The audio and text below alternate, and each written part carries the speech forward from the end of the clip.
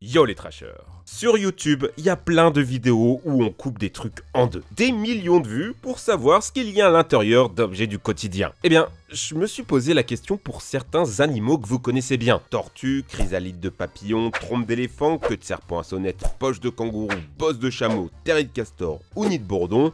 Alors, il y a quoi dedans? L'intérieur d'une tortue. Dans les dessins animés, on voit souvent des tortues sortir de leur carapace. Moi-même, plus jeune, je voulais savoir à quoi ça ressemblait si on leur enlevait. J'imaginais une sorte de lézard, plus léger et agile. En réalité, enlever la carapace d'une tortue, ça serait un peu comme vous retirez tous vos os. Une tortue est en fait un énorme squelette sur pattes. C'est comme si notre ossature était à l'extérieur de notre corps. Quand on coupe une tortue en deux, on remarque même que la colonne vertébrale est directement incrustée dans la carapace. Pareil pour les pattes. On le voit, elles sont collées ici. C'est ce qui explique la facilité qu'a une tortue à faire rentrer ses membres dans son corps.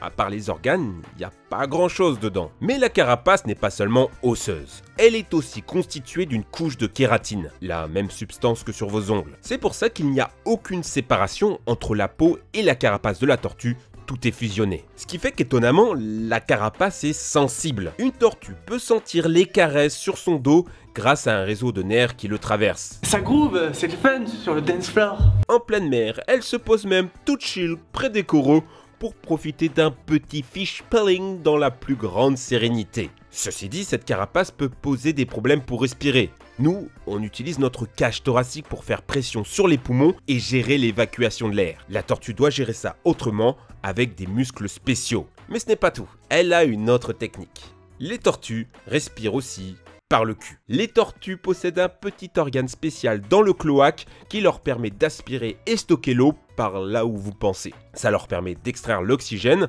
un peu comme les poissons. Un animal un peu spécial, on va pas se mentir. C'est à se demander, mais qu'est-ce que la nature a foutu? Pourquoi l'idée d'avoir un truc aussi unique? À la base, les tortues, c'est des cousins du lézard. Suffit de regarder à quoi elles ressemblaient il y a 200 millions d'années. La théorie veut que cette carapace, à la base, c'est pas pour se défendre, c'est fait pour aider à creuser les trous. C'est pas évident dit comme ça, mais en bougeant leur corps, elles peuvent creuser des galeries, se cacher et trouver de la nourriture.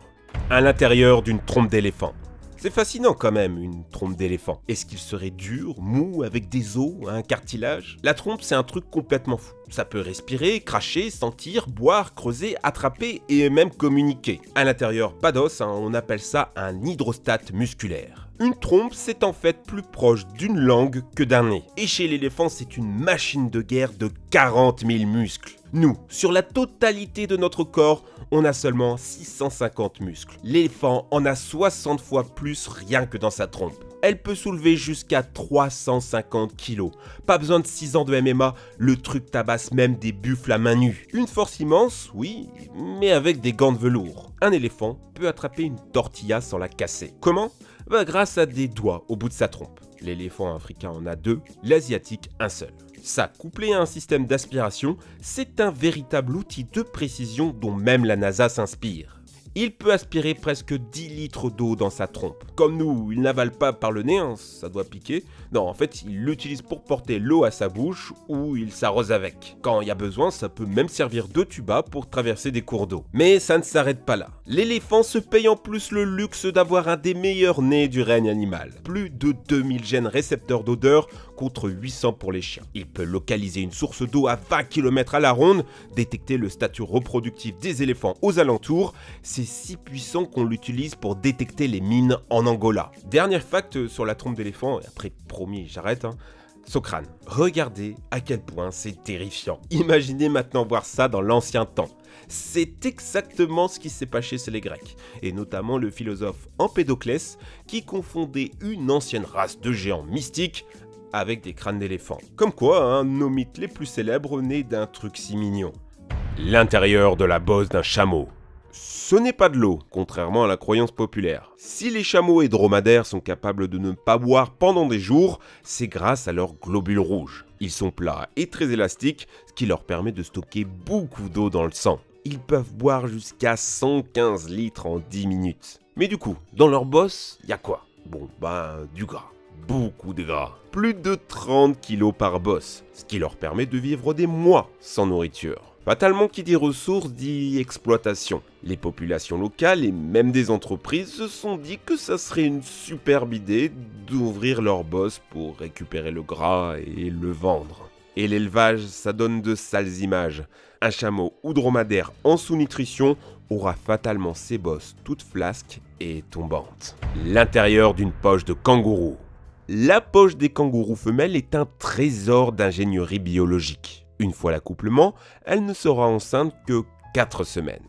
Naîtra alors un embryon, un petit truc de 2 cm et 1 gramme qui n'a aucune chance de survie, on va pas se mentir. Il va alors devoir grimper sur les poils de sa maman jusqu'à arriver à la poche incubatrice. C'est l'aventure de sa vie. Mais à l'intérieur, c'est le paradis. Il y fait chaud, tu entends les battements du cœur de ta maman et surtout tu as des tétines pleines de bon lait. L'embryo va s'accrocher à une de ces tétines et ne plus s'en décrocher pendant 5 à 6 mois. Le lait des kangourous est très spécial.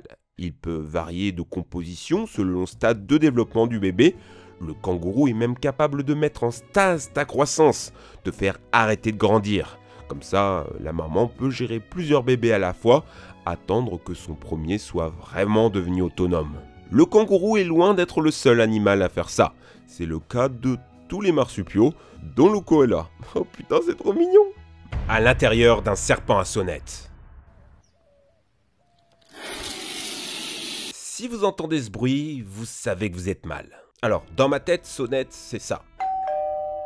On n'y est pas trop. En anglais, c'est serpent hoché et...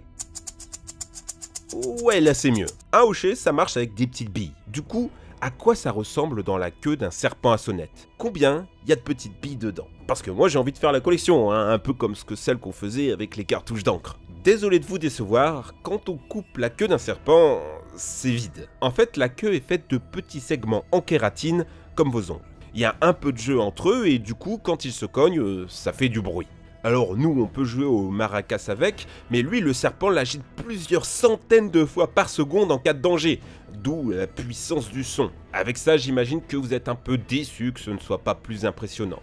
Mais si vous deviez voir à l'intérieur des serpents, je vous conseille plutôt d'aller regarder du côté de ses fossettes sensorielles. Ça, ce n'est pas ses narines, mais un mix entre un nez et des yeux. Ça lui permet de visualiser la chaleur dans son environnement, littéralement voir les infrarouges, voir dans le noir. À l'intérieur d'une cabane de castors. Au début, je voulais parler des lapins, mais c'est vraiment des gros feignants. C'est littéralement un trou où ils dorment. Par contre, les castors, là, c'est stylé. Ils construisent de véritables forteresses avec des branches, des pierres et des troncs d'arbres taillés. Ils ont des dents renforcées avec de l'acier, aiguisées au point de couper des arbres en deux. Ils créent des barrages, ils modifient totalement le cours des rivières. C'est vraiment le seul mammifère bâtisseur avec l'homme. Et pourtant, on ne s'est jamais demandé ce qu'il y avait dans leur grosse hutte. Et vous allez voir, c'est un château imprenable. Un mec a essayé sur YouTube. Déjà, il envoie son gosse en exploration, en plongée sous-marine. Le gamin a 8 ans, c'est cousteau. Mais putain, YouTube, tu me fumes. Ensuite, il essaye de le casser, mais pète littéralement sa pelle. Bah oui, ça a beau être des branches et des pierres, c'est si bien intriqué que ça peut résister pépouze à des attaques d'ours. Après des heures, on découvre finalement ce qu'il y a à l'intérieur. Un trou de 1 mètre sur 2. Et quand on introduit une caméra dans le terrier, on découvre finalement des castors qui se la coulent douce. Le truc, c'est que ces nids sont des miracles architecturaux. Les castors vont modifier la structure de la cabane selon la vitesse des cours d'eau ou les températures de la saison. Par exemple, l'entrée est prévue pour ne pas être bloquée en cas de gel de l'eau en plein hiver. Pour l'été, ils construisent des barrages pour retenir l'eau et garder de véritables petits oasis. Et ça marche bien. Certaines constructions des castors sont si grandes qu'on peut les voir depuis l'espace. 1 kilomètre entièrement recouvert de constructions en bois. Comme quoi, il n'y a pas que nous qui construisons des géants. À l'intérieur d'un nid de bourdon.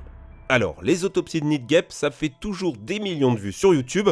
Vous en avez forcément vu une, surtout qu'en France, on a un des youtubeurs spécialistes du domaine, Étienne LGF, qui comptabilise plus de 300 000 abonnés. En soi, la structure d'un nid de guêpe, d'abeille ou de frelon est fascinante. Il y en a des fermés, il y en a des ouverts, il y en a dans les branches, dans les troncs, derrière les murs des maisons. Et même plus terrifiant, sous terre. Un Américain a essayé de s'en occuper avec un jet d'eau, il s'est fait défoncer. Heureusement, on est sur internet, il y a une vengeance, un mec l'a fait avec de l'aluminium fondu. Plutôt joli résultat, un peu cruel quand même. En creusant, on remarque que même sous terre, les guêpes utilisent aussi du papier. Littéralement du papier qu'elles fabriquent en mélangeant du bois et leur bave. Certaines guêpes utilisent autre chose, genre de la terre, des abeilles potières. Le nid paraît souvent plus gros qu'il ne l'est vraiment. C'est parce que le nid est recouvert d'une couche isolante. Ça permet de résister à la pluie ou au changement de température. Aux prédateurs aussi, des oiseaux peuvent détruire les nids pour dévorer leurs larves, ou des fourmis qui peuvent mettre en place des stratagèmes de fou pour prendre d'assaut la forteresse. Cette couche isolante permet surtout de garder des températures importantes dans le nid,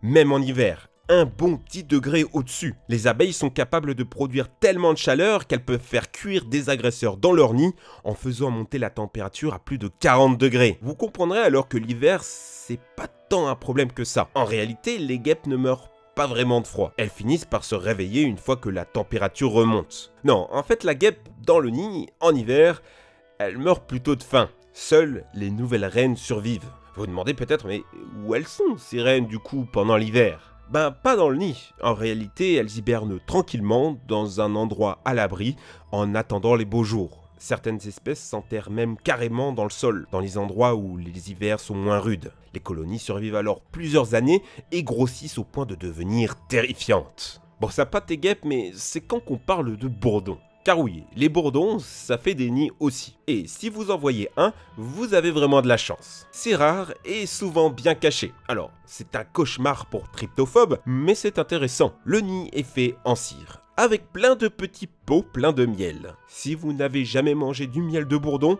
c'est juste qu'elles en produisent pas assez et le consomment rapidement. Mais j'aimerais bien goûter. L'intérieur d'un cocon de papillon.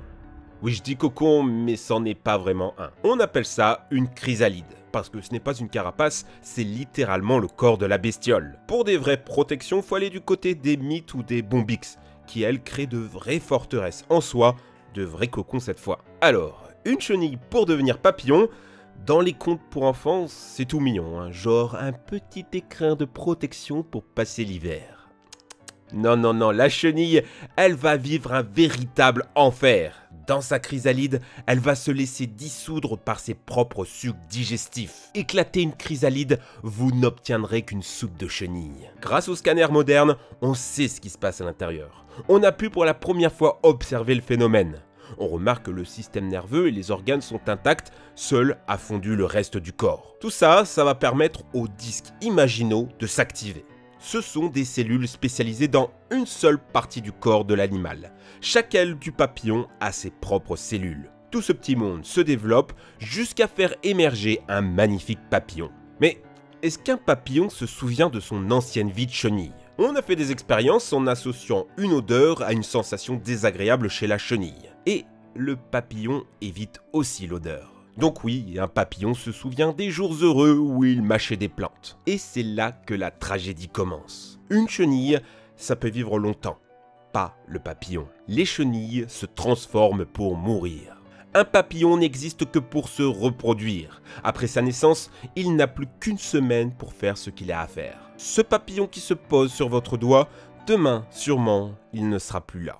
Vous le retrouverez peut-être coincé sur sa feuille, sentant ses ailes si lourdes. Elles qui étaient si colorées, les voilà qui fadissent, tombent en ruine. Alors le papillon restera là, accroché à sa feuille, et quand demain vous viendrez l'observer, il ne sera plus qu'un cadavre emporté par les vents.